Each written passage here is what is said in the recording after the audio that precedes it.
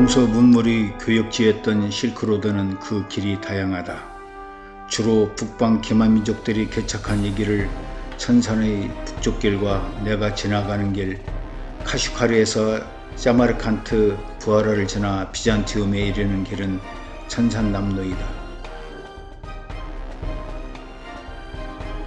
이 나라 수도인 비슈케크에서 고대 실크로드의 중심지였던 우시까지는 약 600km 떨어져 있어 일정상 국내선 비행기를 타고 이동해야 했다. 우시는 키르기즈스탄의 제2의 도시로 3000년이 넘는 실크로드 역사가 서린 곳이다. 베르카나 계곡에 형성된 인도와 중국으로 통하는 길목에 위치하여 실크로드 교역의 중심지로 성장하였기 때문이다. 그 역사는 로마가 아직 형성되기 이전에 생성되어 당시 유적은 여기저기에서 찾을 수 있다. 그 가치는 2019년 세계의 문화수도로 지정된 것만으로도 알 수 있다. 하지만 과거 우즈베키스탄의 영토로 거리도 가까운 데다 현재도 많은 우즈베크인이 살고 있어 민족적 갈등이 심하다. 시내에서 1.6km 떨어진 멀지 않은 곳에 솔로몬 산이 있다. 과거 솔로몬이 다녀간 곳이라 붙여진 이름이다. 그래서 무슬림의 성지 순례 명소로 순례자들의 발길이 끊임없이 이어지는 곳이다. 여기는 한 사람이 겨우 들어갈 만한 동굴이 있는데 안으로 들어가면 점점 좁아져서 빠져나오기 힘들다. 이 안을 3번만 통과하면 건강과 소원 성취를 할 수 있다는 속설이 있다. 나도 이곳 아주머니 권유로 간신히 빠져나왔는데 얼마나 많은 사람들이 드나들었는지 안쪽이 반질반질하다. 그리 높지 않은 정상에 오르면 사방이 평원이라 저 멀리까지 바라볼 수 있다. 때마침 이곳을 배경으로 한 영화를 찍고 있었다. 화려한 복장으로 치장한 것을 보면 왕을 둘러싼 여인들이 등장하는 역사물인 것 같다. 솔로몬이 3차례나 그 먼 곳에서 이곳까지 기도를 하러 온 것은 오직 하나님께 지혜를 구하기였었다. 솔로몬의 지혜에 관한 두 여인 간의 재판 이야기는 누구나 알고 있는 일화이다. 하지만 그의 아버지 다윗은 말년에 좀 다른 삶을 산다. 한 아름다운 여자로 인하여 부정을 저지르게 된다. 게다가 부정을 저지른 뒤 이를 숨기기 위해 그녀의 남편을 위험한 전쟁터로 보냈다. 제7계명에 의해 6계명까지 어기게 된 다윗은 뒤늦게 눈물로 회개를 하여 용서를 구했다는 이야기가 전해진다. 우리 인간의 권력도 탐욕도 신 앞에서는 어리석고 한없는 연약한 존재로 보일 수밖에 없다는 것을 보여준다. 산 정상으로 올라가면 모스크바 동굴을 꾸며 만든 우시 역사 박물관을 볼 수 있다. 동굴 입구는 좁지만 안에는 광장처럼 넓다. 이 안에는 고고학, 문화, 민속, 역사에 관한 23,000여 점의 유물이 전시되어 있다. 우슈에서 우즈베키스탄 국경은 아주 가까운 거리이기 때문에 택시를 타기로 했다. 페르가나 가는 길 집집마다 탐스럽게 포도농쿨이 늘어져 있어 살아있는 정취를 느끼게 해준다. 내륙국은 지정학적으로 매우 불리하여 바다로 진출하기 위한 전쟁이 끊이질 않았는데 이 나라는 내륙국에 둘러싸인 또 다른 내륙국이다. 이는 전 세계에서 2개뿐인 이중 내륙국 중 하나이다. 여기에 우즈베키스탄에는 130여 개의 복잡한 인종으로 구성되어 여러 가지로 복잡한 나라이다. 그 여러 개의 소수 민족 중 여일 전쟁 때 강제로 타슈켄트로 이주하여 애완이 서린 고려인도 있다. 타슈켄트는 동서양을 잇는 실크로드의 중심지로 유구한 역사를 가진 고대 도시이다. 도리도시라는 뜻을 가진 이곳은 중앙아시아에서 유일하게 지하철이 다니고 있다. 일행들과 같이 지하철을 타고 간 무슬림 사원에서 현지인을 만났다.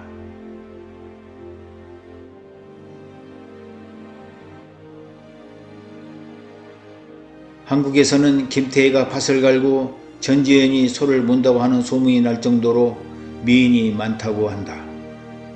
하지만 그 정도의 미인은 아닐지라도 남녀 모두가 용모가 범상치 않은 게 사실이다. 그들 대부분이 우구즈 트리키인들이 혈통을 이어받아 이목구비가 뚜렷하여 강렬한 이미지를 준다. 우리나라의 방송인 중에 여기 출신 며느리가 탕돌하고 넉살 좋은 컨셉으로 등장하지만 이곳 여성들이 매우 쾌활하며 발랄하다는 것은 사실이다. 그래서 길거리에서 같이 사진을 찍자고 다가와 포즈도 적극적으로 취해준다.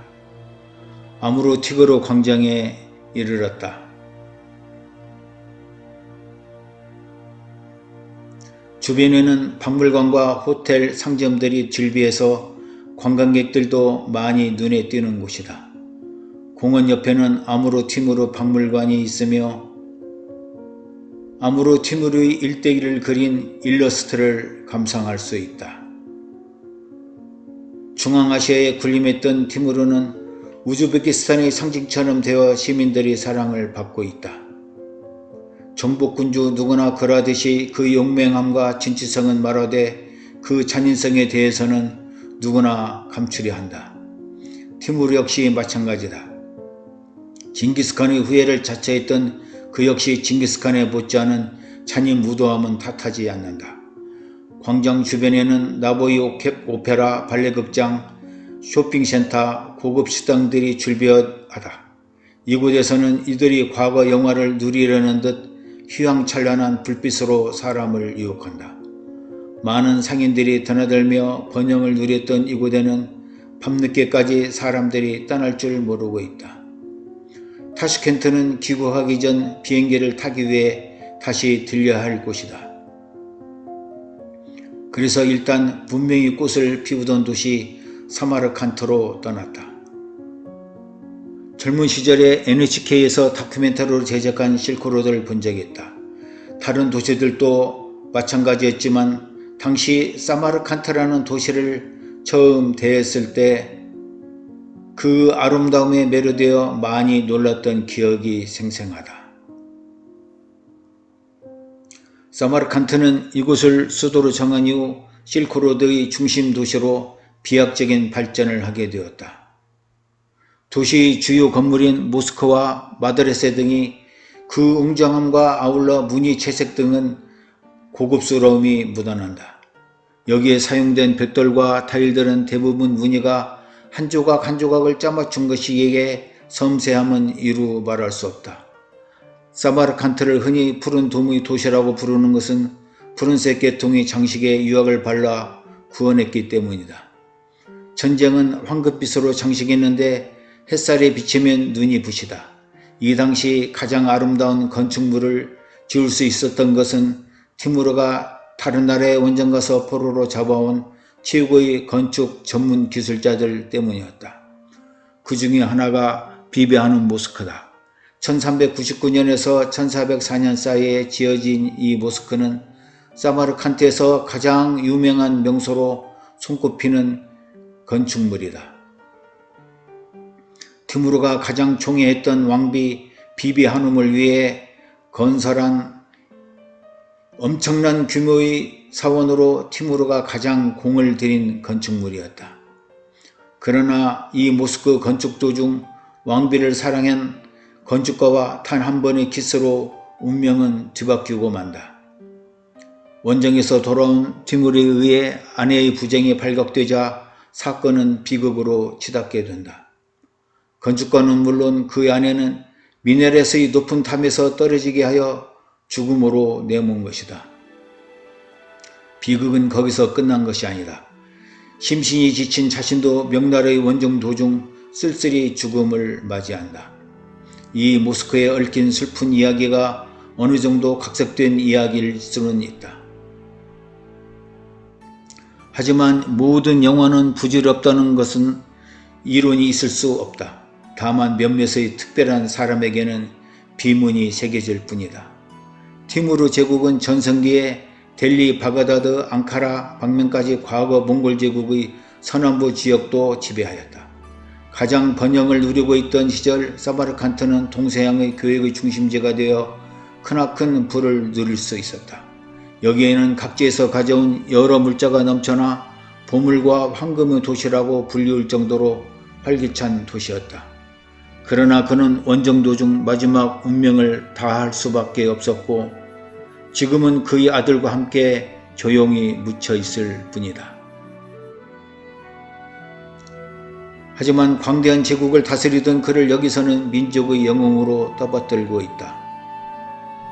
이슬람 경전을 가르치는 마드레스에 쉬면서 잠시 생각에 잠겼다.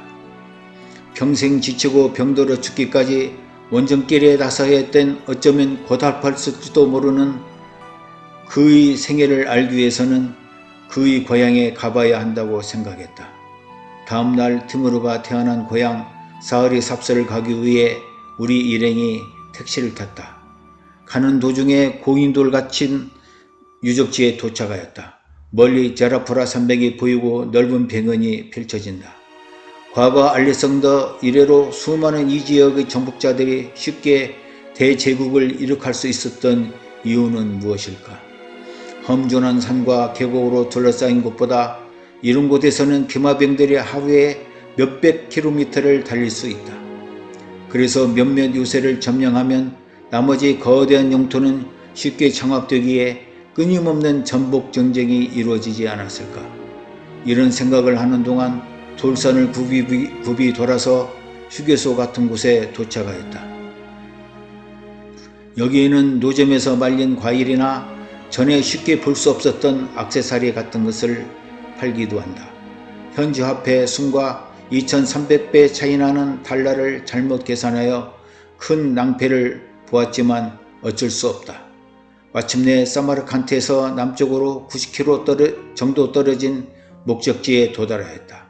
사흐리 삽스의 아크샤리 유적지인에는 그의 동상과 함께 여름 별궁이 남아있다.